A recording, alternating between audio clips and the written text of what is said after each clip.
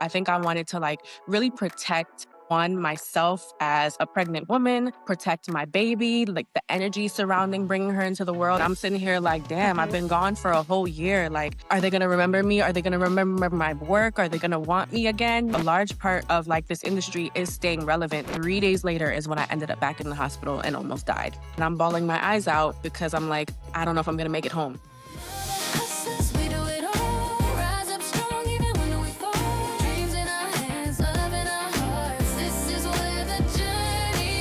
Welcome to Baby Bump and Business, the podcast for creative moms growing a baby and a brand at the same time. I'm your host, B. Troford Wilson, photographer, educator, and first-time mom, sharing the real unfiltered journey of pregnancy, entrepreneurship, and everything in between. Each week, I'll be joined by a fellow creative mom to talk about the beauty, the burnout, and the balance of it all. So let's get into it. Today's guest is Kreshonna Keane. Kreshonna is a photographer and visual storyteller from the Bronx, New York. Through her art, she challenges social stigmas, uplifts underrepresented groups, and celebrates life and culture with a focus on fashion and beauty. Her work has blended her essence, cosmopolitan, and on the Forbes 30 Under 30, go ahead, girl, and art and style. So welcome, Kreshonna, to the podcast. So much. How are you? I'm doing good. I'm doing good. So let's dive into it. We both got Libras, girl. Woo! Yes, this is So, crazy. congratulations to Both you. new moms. So Yes. Both both new photographers. moms figuring this thing out. Yes. So when it came to last year, 2025 was crazy. I know it was Yeah. crazy for me, so I'm sure it was for you. What Insane. was that like when you found out that you were pregnant? Was it planned? How was that? What was your first thought? Yeah. So it wasn't planned. I'll say that. However, what I can confidently say is that my daughter was made in love. And that's what matters the most to me. I did not expect at the beginning of 2025 to say, I'm going to be a mom this year. That was not on my vision board. It was not my plan. When the year started, I was going hard with my content. I was like, yeah, this is going to be the year. I'm going to hit 100K on Instagram. I'm going to do all these great things. And then God said, that's not my plan for you. And that's A-okay, So it wasn't my plan, but it was God's plan. Amen to that. Amen. So for me, I hid my pregnancy really till I started showing a lot in my third trimester. What was that like for you? And how did you incorporate being pregnant while you were still trying to promote your brand and promote your business? So I'll be honest with you, I did the exact same thing. I kind of just took myself away from social media completely. Like if I did post, I would probably just post like a selfie or something like that. But I definitely hid my pregnancy. And it wasn't necessarily that I was hiding it. I just chose to be very private about the experience. I think I wanted to really protect myself as a pregnant woman, protect my baby, like the energy surrounding bringing her into the world. I wanted to make sure that I got her here safely first before anything, before I shared it with anybody. I was very selective with who I chose to let in and who I chose to tell about the pregnancy. So that's the way I went about it. Navigating business, I'm not going to lie to you. I did one shoot all of 2025. One shoot. I was like 6 months pregnant. I did an event for 3 hours. My feet were enormous after that, and I couldn't walk the next day. So to be honest, I couldn't really do much all 2025 when it came to navigating the business. I was getting inquiries for jobs and unfortunately did have to turn them down because they were unrealistic. Like one of them, I could be kind of candid. I was in talks with a client for a possibility of shooting Essence Fest, and they wanted me out there at 6 months pregnant, shooting 9 hours a day for 4 days back to back with no access to bathrooms but a porta potty. And I'm like, that's not going to work for me. You know how the porta potty lines be. Like, how is that going to work? So unfortunately, I had to turn down a lot of gigs, but it is what it is. I think the way that I saw it was God telling me, okay, this is your time to be still, sit in this stillness, enjoy this time now, even though, I didn't really enjoy it that much. And we'll talk about that. But it was what it was, and I accepted it. So going into that, like for me, I mean, as a creator and as an entrepreneur, most of us are go-getters. Like we're down for the jobs, we're down for the opportunities, and that slowdown, as much as it is a gift from God, and is that slowdown that we sometimes need, it's hard to accept, right? So Absolutely. what was that like for you having to accept this new norm for 2025? I'm not gonna lie, it was hard. It was hard. Like, it was hard. A lot of opportunities that I really wanted, or that, like you said, normally we're go-getters. I would have absolutely said, yes, I'm flying out to New Orleans for 4 days and working my behind off. But I had to be realistic with myself and with my body. Ultimately, like it became that it wasn't about me anymore. I had a life to protect, and every single step that I took, whether it was what I was eating or what I was putting on my skin or where I was going and what I was doing, it was to protect her at the end of the day. So, yeah, that's just how I saw it. I was like, if it's gonna protect her and keep her safe, then it is what it is. I got to do it.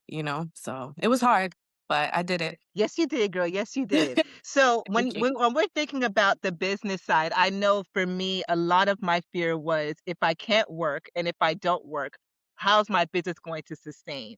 So what Yes. were things that you'd start to do or things that you had to start to implement, knowing that this was going to be a pregnancy where you may not work as much, and how are you going to still how are you going to still show up for your business? Right. So during those conversations where I was like turning clients down, I was being transparent with them, to be honest. And I think like transparency and communication is kind of key here.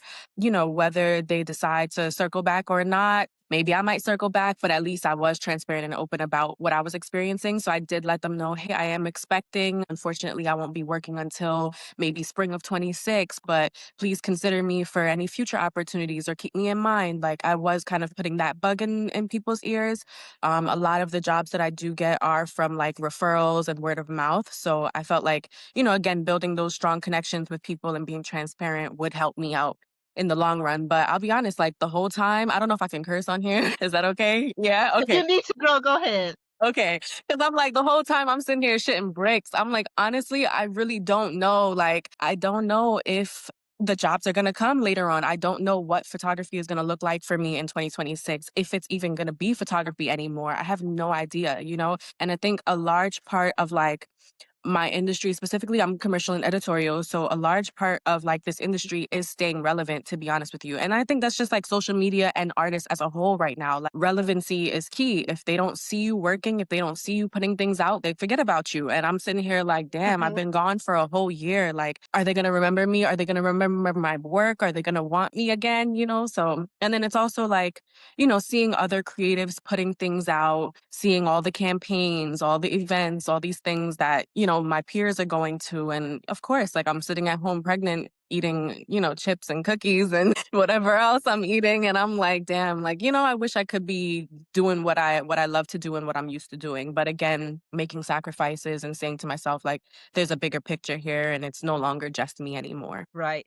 And I think that's the hardest part where a lot of people don't realize is like the saying no, right? Like saying no to opportunities that you've prayed for and the opportunity comes and you physically can't do it. And it's like Exactly. one of the hardest things that you have to it's a hard pill to swallow, right? But it's like, God, I've been praying for this and you bring this now and You now to know? say no and will they show up again next year? And it's like Yes, listen, exactly. and it's even one of those things where I feel like a lot of creators that we have fear. Like for me, it was one of those the same fear, right? Where it's like if we say no to this opportunity, is Mm, another opportunity going to come again? And we right. don't want to be forgotten. We don't want to be left behind. Like I feel like I missed so much last year, and I have to like catch up this year. And it's like you're seeing your peers, you're proud of them, you're Yes. happy for them, but you're also like, what about me? And it's like it's Yes. hard. Like, It's we don't hard. talk about that enough. Yeah, All it's these hard. men just still chilling, and we over here like, well, we gotta take a certain amount of time off.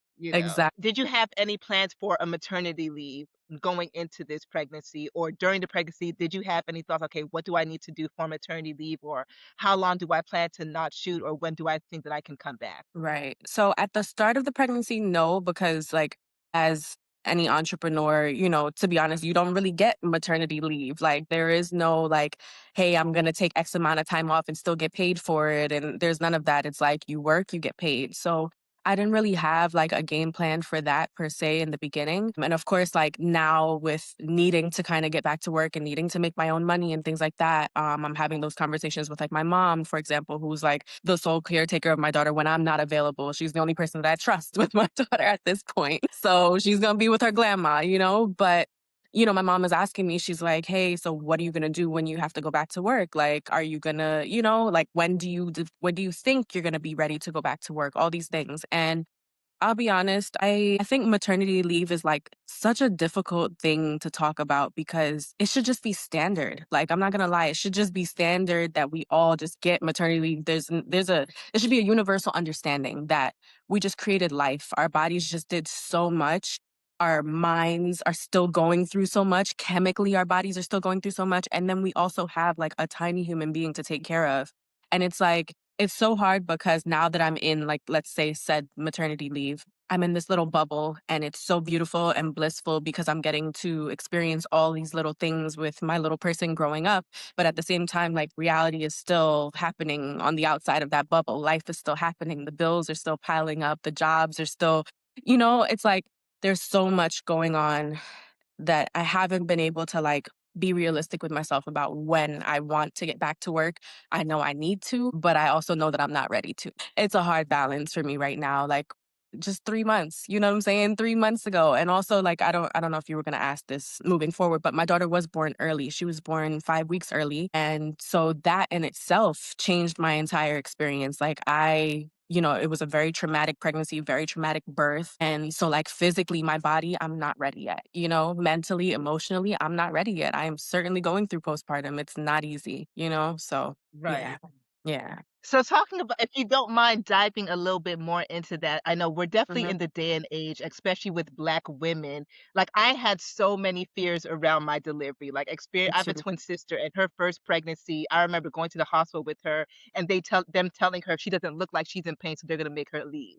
And it's like we had to fight for her to get a room, you know. So it's like we see, and we're seeing it now more than social media is now sharing these stories, but there's Yes. so much fear as a Black woman going into this process of not just pregnancy, but delivery, and then hoping that you get the treatment that you need, and then hoping and praying that you get out of it safely, you know? And it's Yes. something that a lot of people we don't talk about. We're Mhm. seeing it now, we're hearing more conversations around it, but going through that, it is traumatic. And then going through the postpartum where people are telling you, well, you don't look like you have postpartum because you're smiling and you're doing this and you're doing that. And it's like, postpartum does not have a face, Exactly. does not have a look. And then it's like now you have to do all these things to work through it. And so for you, what have you found has helped you in this season of postpartum? If I can be honest, I think the only thing, like, so I have a lot of friends who ask me, like, every day, "How are you taking care of yourself?" What I'll tell them is I get up and I take a shower. That is literally like I take a shower and I It's a eat something. heaven. That is how I am taking care of myself every single day. That's all I have for you right now. Like, I'm not gonna lie. It does not look any further than that. Like, I can't sit here and say, I'm doing yoga and Pilates again, or I'm going to the gym and I'm honestly, no. I am getting up, and if I can take a shower and eat something before 12 p.m. every day, I'm a-okay. Like, that is how I'm protecting my peace. That is how I'm being able to show up for my daughter because it's like, okay, if I feel refreshed, if I take a shower and I can just, start the day feeling good, at least I can be better for her. That's it for me. Right. That's literally how it looks right now. And I think no one realizes how much a shower helps a new mom. Yeah. Yeah. And it's one of A those things long where it shower at seems so that. little. Right, when Like, it's like it seems so little, but yes. that's my spa. Yeah. No baby is crying. I just feel warm water on my body. It's peace and quiet, even no matter how long it lasts, but like that little time of peace and quiet because having a Yes. newborn is hard. It's People so talk about the glory of it, and it's like I love my daughter. This has been the hardest job of my entire life. literally. Photography is easy. Working with clients is easy. Having a newborn, Yes. and it's like, and it's one of those things where it's like, we don't talk about how hard that transition actually is, where you do lose your freedom, you lose your independence, you lose who you were. And it's like now you're in this new chapter and it's me and this little human. It's like we gonna figure this That's out it. together, but Right. baby, Right.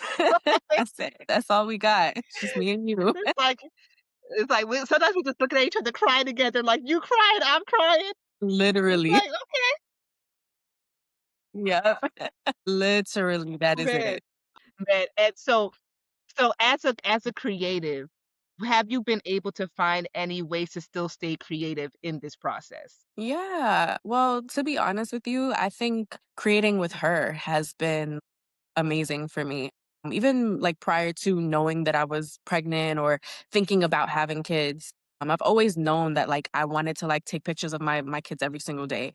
And that's honestly something that I've been doing every day since she's been born. I've been taking pictures of her, whether it's on my phone or with my camera. I did a very cute newborn shoot, not me myself, but I took her to get newborn photos done. And that was really nice that I didn't have the responsibility of like doing it myself because to be honest with you, posing newborns is really hard. And just like It the is. whole shenanigans around it, like you have to feed them, you have to put them to sleep, they have to be knocked out, just there's so much. So, but creating with her I think has like kind of given me purpose again. It's kind of like allowing me to slow down a little bit and making sure that I'm capturing all these tiny little moments and tiny little memories that I know that I want to save her for the rest of my life and want to be able to show her when she grows up. And like I said, I don't really know like what photography looks like for me anymore or who I am really as a creative anymore. Like I feel like my purpose is changing a lot now. So I guess just like taking the time to slow down and create with her has been kind of helping me recenter that and find myself again. So That's beautiful, that's beautiful. That was one of the advices one photographer gave me was take a photo a day, and it's every like, day. sometimes my camera's not with me, but I always have my phone, so it's like, "Listen, Yes, baby, we gonna get these photos today, even if you yes. even I'm sure she can't stand it now, but it's like, you're gonna look back." And it's crazy though because I don't know about you, but for me, it feels like it's going slow and fast at the same At the time, same time, right? yes, like, time Where is it's like really going fast, but, like, every day feels so long. Yes, yes. I get it. And it's one of those where it's like, everyone's telling me like, "Oh my gosh, she's gotten so big," and it's like, I know she's getting big because I can see it, but I don't remember how, like, it's happening so quickly. I have to go back to the photos like, "Oh my gosh, you were this small when you came out Yeah. of me," and it's like, "Oh my gosh, you came out of me and you were inside me all in Right. 2025." Like, my mind goes through all these processes, and it's just like, "Oh my gosh, Mhm. like, this really happened, and you're really here, and we're in this for the long haul." Yes. No, it's really like a revolutionary experience. Like when you really look at them and like you said, you have that memory. It's like, yo, you were just in my stomach. Like, how did you even fit in here? How did this work? And now you're physically here and like, and then seeing their faces. Like, I don't know. I look in my daughter's eyes and I see so much in her eyes. Like I see my mom, I see my grandpa, I see my grandma, I see like her, like who she's gonna be when she gets older. Like I see so much. It's like, it's insane. It's insane. It is. It's Yeah.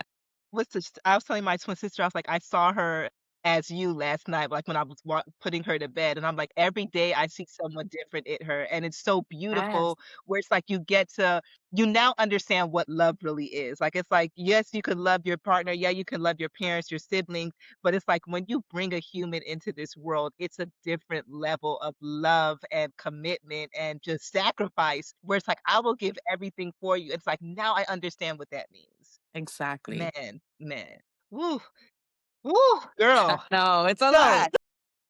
it's a lot, and it's like, one, I'm just glad to meet another Libra mom. So, girl, we Yeah. can chat because I have two friends. One had her baby the same day as mine, and another one had hers 2 weeks after. So every day we're like sharing videos on Instagram. Like that's our therapy. We're just sending each other funny videos and things like that. But for me, but I want to ask you now that you're in this season of like the unsure, right? What would you say to anyone who is going through that season where it's like, although we are unsure, it's okay to still enjoy that process of the change. It's okay to enjoy this. It's okay to enjoy the unknown because that's essentially what it is. Yeah, yeah, it is unknown. To be honest, that's what I would tell them. Like, it is okay to just slow down. Like, yeah, because I think again, being the like the go-getters that we're used to being and working in these high-paced environments and things like that, like it's hard to kind of turn that off. And then we were forced to turn it off. You know what I'm saying? Like we didn't have a choice. So I think like again with reality setting in, knowing all the things that are happening on the back end that we want to keep going, we want to keep going, but at the same time like life is happening here now. You know what I'm saying? Like this little child needs us here now. We have to give our all here now and it's okay to like be still. It's okay to take care of yourself. It's okay to take care of this little human. It's okay to slow down for a second and just be present. I think that's what it is, being present. And that's why I kind of force myself to take a picture every single day. I take pride in it because it's like in that moment, I'm allowing myself to just be present, you know? So yeah, Love that's what I that. would, that's the Love advice I would that. give them. Be present and it's okay to do that. Yeah. Love that. So I want to go back again. I'm going all over the place just because I'm That's okay. loving this conversation so much. But during your pregnancy, what, Yeah. if you don't mind sharing, what was that process for you like in terms of like for me, I had an amazing OB, and Mhm. then but when she told me, she's like, I may not be the person that delivers your baby. And I Mhm. was like, wait a minute, well, hold up. Like this is not what I signed up for. I Right. signed up for 40 weeks with you, and then you hold my hand through the whole thing. And it's like, luckily Yes. we were blessed that she was on call. And Yes. I told my daughter, I was like, listen, she gets off the clock at 7 o'clock. You need to come before that. And we luckily had her before 5:30. But Wow. for you, what was that process like in terms of like, I feel like we don't talk about this as women where it was news to me. Like I had no idea that that's how it happens. So what Same. were things that you learned in this pregnancy that you wish that you knew ahead of time that you would Mhm. want another mom to be able to prepare? Yeah.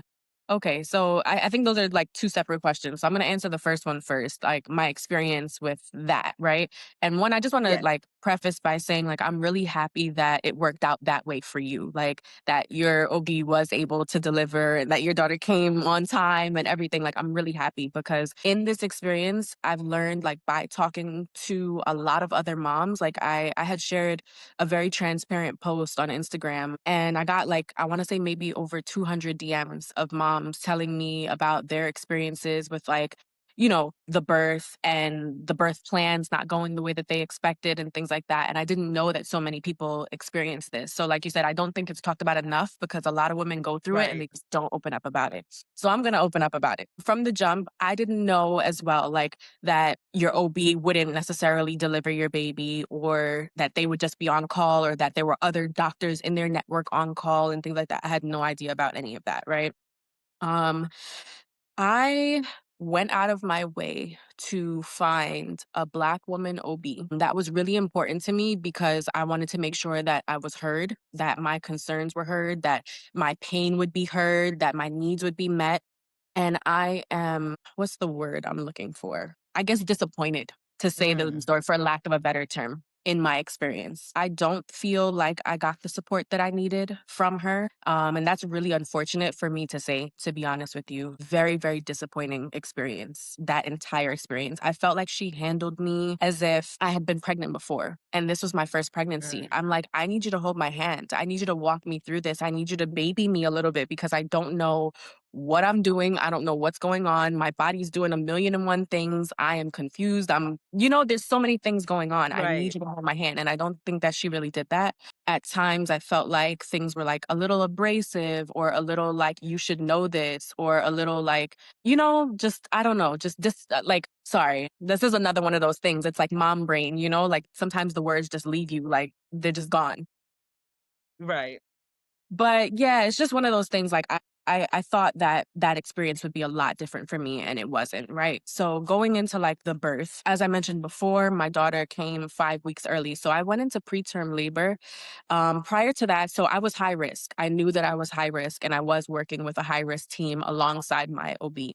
The reason why I was high risk was because I had gestational diabetes, which I developed obviously while I was pregnant. I also have one kidney. I donated a kidney to my mom in 2020. And prior to getting pregnant, I had fibroids, cystic ovaries, ovarian cyst ruptures, things like that.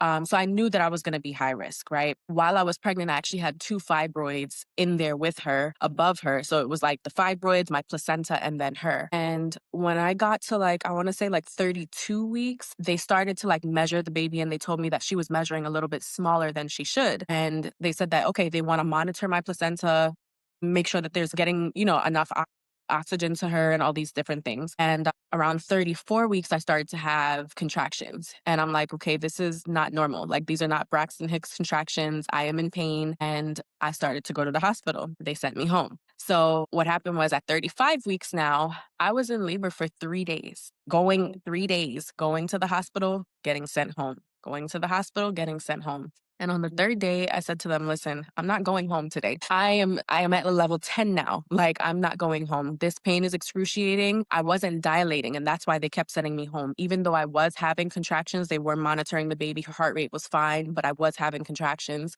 But they couldn't figure out why because I wasn't dilating. Mm. On that third day, as I was having the contractions, I told my mom, I said, let's go back to the hospital. We went back and they finally put me in a room after all of that. And I breathed through one of my contractions and my water broke, but I still wasn't dilating. So I ended up having to go into an emergency C-section, and that was like it was such a split second, like such a second decision that I had to make, where it was like, that wasn't a part of my birth plan. I wanted to have this baby natural. I wanted to push. I did not want to get cut again because I had I donated a kidney. I had already had 5 incisions on my stomach. I didn't want to get cut again. That wasn't a part of my birth plan at all, which I never actually got to talk to my OB about, who also wasn't on Mm, call the night that I went into labor. So then I had to make that decision of having that emergency C-section with a doctor who wasn't my OB. But to be honest with you, I'm grateful. She was amazing. She did a beautiful job on there's no scar, like none whatsoever. It's a beautiful yes. incision. I am so grateful. And she did it so quick, and my daughter came into this world. She was healthy. She everything went perfectly with that surgery. And I'm so blessed and grateful for that. But it was disappointing in the moment because my birth plan didn't go how I wanted it to go. And again, I didn't know. I didn't know all of these things could happen. Right. After that, I ended up back in the hospital because I had preeclampsia. So I developed preeclampsia post pregnancy and almost died. Legit almost died. Like my blood pressure was 181 over 110. I was rushed on magnesium for 12 hours via IV. They had to put a catheter in because I was basically paralyzed from the waist down. So they put me on the magnesium to stop any seizures or stroke, essentially. And, I'm separated from my daughter. My mom's at home with her, and I'm bawling my eyes out because I'm like, I don't know if I'm gonna make it home. All I could think about was I want to be at home with her. And it was the scariest thing ever. But that entire time, I had to keep myself calm. I had to remind myself, like, you have to stay calm to be able to get back home to her. You can't raise your blood pressure any further. My heart rate was also dropping. So, for those people who don't know, like, preeclampsia causes like your organs to fail, basically, or to shut down. So like at the same time, my kidney levels were elevated, my liver enzymes were elevated, and my heart rate was dropping. Scariest thing I've ever been in my life. I'm not gonna lie to you. The scariest experience ever. But all in all, and sorry, I don't know if I can I know that I'm all over the place with this one, but No, I don't know you if are I can good. You expound a are little bit good. more. Okay. Go right ahead. Whatever you want to share, girl. Thank you. So prior to going back into the hospital, when I was in the initial hospital that I gave birth in, right? My legs were swelling, like from the groin down to my feet, my legs were swelling. And I kept telling the doctors, I'm like, this is not right. Like something is wrong. My legs are swelling. Something is wrong. And they kept telling me, you're fine. Just walk around. It's just fluid. It's normal, whatever, whatever. And I kept telling them, I'm like, this is not normal. So you know what I did? I got my ass up and I walked around. I walked around. I walked around. I walked past their desk every time so that they could know, like, you see me, I'm walking around and I'm still telling you something is not right here. They discharged me. I went home. And 3 days later is when I ended up back in the hospital and almost died. 3 days later. And that part to me, because I'm like, all of this could have been avoided had we Right. listened to my concerns. And yeah, you know what I'm saying? I'm like, I know my body. I know something is not right. When I tell you my feet were like balloons, like I've never seen like edema that big in myself before. I'm like, the lower extremity edema was insane. And so, yeah, that was another part of the experience for me that was just very disappointing, like not having my concerns or my pain heard or met. So yeah, that it was a very traumatic birth experience for me. And so for the moms who are out there, and first time moms who don't know, or even moms who just don't know, or pregnant women that don't know. I feel like we can do all this research. We can do all the research because I did so much research, but your experience is always going to be your experience. It's unique to you. You just never know what might happen. So what I can say is, prepare yourself for any and everything. Literally, like I had to have difficult conversations with my loved ones about like if this did not go the way that I planned, what would happen? Have those hard conversations. I think that's really important, making sure that you have like plans for things that, in the event of. And also, I think you also have to be ready to accept anything that does happen. Like if your birth plan doesn't go according to, you have to be ready to accept that, because at the end of the day, like your life matters, your child's life matters. And I think that's Hmm. all it boils down to at the end of the day. So acceptance is key. preparing yourself for the worst in the event of. It's unfortunate, but we really have to be realistic about that. And also, like you said, finding a good OB, like that's really important. Having a good supportive team, people who are going to stand by you and make sure that your needs are met, your concerns are met, your birth plan is heard, everything that you want is like acknowledged. That's really important. So yeah. One, thank you so much for being so open and so transparent. I know that it may not be the most comfortable conversation to have, but thank you so much for sharing that. I just want to start Sure. there because, girl, if I could just give you a hug right now. And if I Thank could you. find somebody right now, like, listen, why? And I think that's the thing that's so unfortunate that we're in this day and age where we're still not heard, right? Where it's like, Exactly. I know my body, so if I'm saying this, why am I being dismissed? Or why am Exactly. I being told that it's normal? And why am I not being listened to? And I think that's Right. the hardest part about this one. Pregnancy is traumatizing, delivery is Yes. traumatizing. I tell people that all the time. And it's like Yes. the fact that we're not listened to in this moment, it's a thing that's so frustrating that we have to still go through this. Yes. I'm so grateful that you've been able to come back from this. I'm Thank grateful you. that you're stronger now and that I know that, Thank we're gonna you. make sure this don't happen to our Libra babies Period. because Yes. and I think that's the thing where it's, even like with preeclampsia, I end up having our baby, a week early because my blood pressure was too high, and the doctor Mhm. was like, "I don't like where your blood pressure's been." My whole 3rd trimester, my blood pressure was really high, and I'm like, "I'm just sitting here." I'm like, "I'm literally not doing a damn thing, and my blood pressure is through the roof." And it's like, they're like, "This isn't normal. We need to put you on medication," and things like that. And my husband was upset 'cause I don't want you to be medicated and all these things. I'm like, "Listen, if it's gonna protect the baby, that's what I'm all for."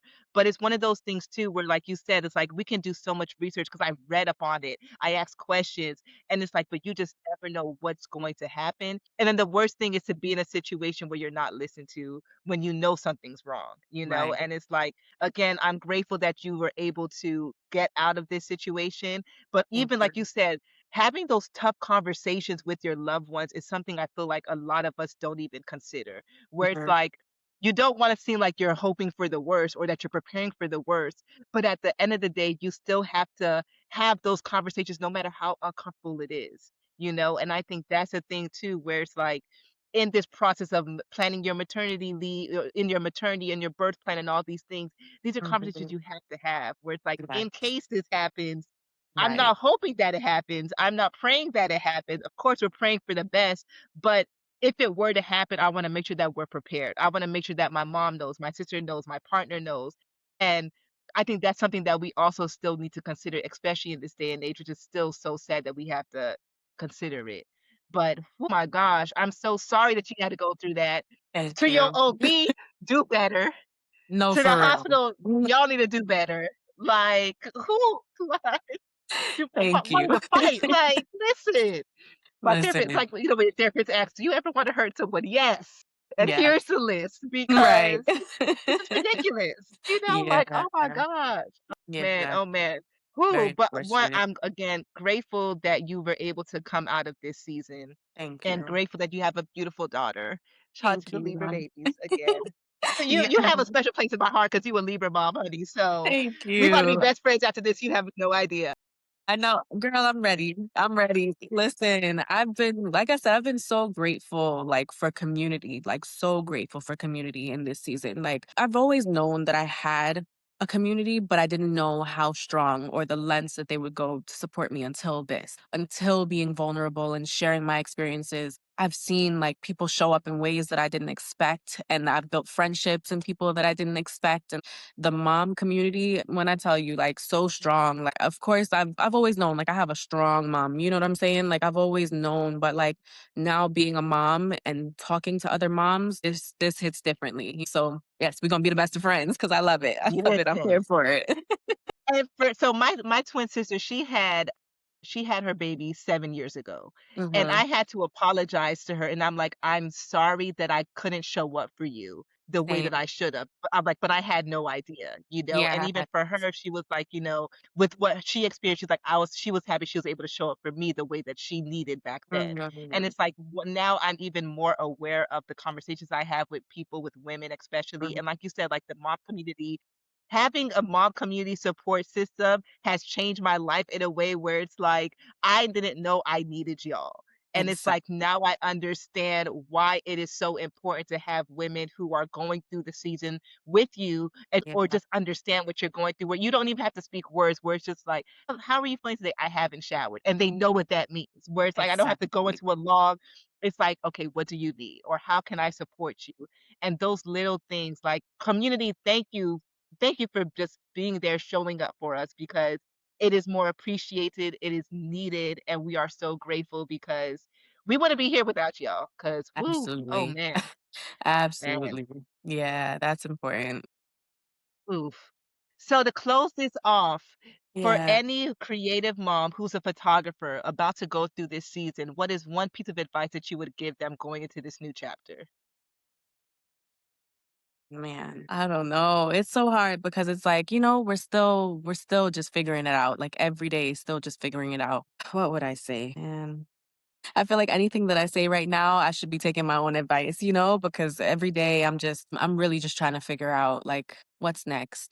But I guess that would be my advice. Like, don't focus so much on what's next. Just be present. Like that I think that's really important for us right now. Like this is such a special time. Like I said, I'm grateful that I'm able to kind of just sit in this bubble with my daughter. Like it's so beautiful to just watch those little steps that she's taking, or she just discovered her hands for the first time the other day. And it's like, it's so nice to just be able to just sit back and watch that.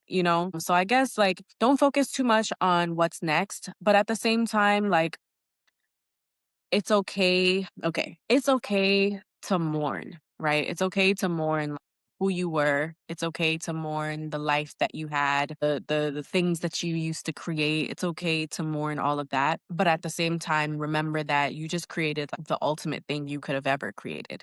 You created life. We worked so hard on this project right here. Embrace that, celebrate that every single day for the rest of your life. It's okay to do that. You'll never be that same person again. But what this experience is calling you to become is something far greater. And your purpose will eventually show itself. So trust in that, have faith, um, and you'll be okay. So, yeah. Preach, preacher. Amen. Amen to that. Amen Every to day. It's that. me, Oh my man. daughter, and God. That's it. Every day. Listen, listen. Oh man, when you said mourn, I was like, oh my gosh, she hears me because Yeah. woo, We are mourning. woo, The girls are the mourning. morning, Yes. every day, and it's but it's like you said, we've made the best piece of art. Mm-hmm. Like that's what I say to myself every day. Like I created the best piece. Like no art that I've created Yeah. could ever match this. That's Yeah. amen to that. Ooh. Well, Krishana, thank you so much for your time. Thank you for your vulnerability and for sharing your amazing story. I know that this story is going to help so many women as it has helped me. And shout out to the new Libra mom. And I look forward to growing our community and our village together. Likewise. Thanks so much for tuning into this episode of Baby Bump and Business. I hope today's conversation reminded you that you're not alone in this journey and that there's so much joy and power in building something beautiful while becoming someone new. If you've enjoyed this episode, please take a moment to rate, review, or share with another mama or creative who needs the encouragement. Your support helps this community grow and lets more stories like ours be heard. To stay connected and get updates on new episodes and real talk from creative moms like you, be sure to follow us on Instagram at Baby Bump and Business. Until next time, keep creating, keep growing, and give yourself all the grace that you deserve.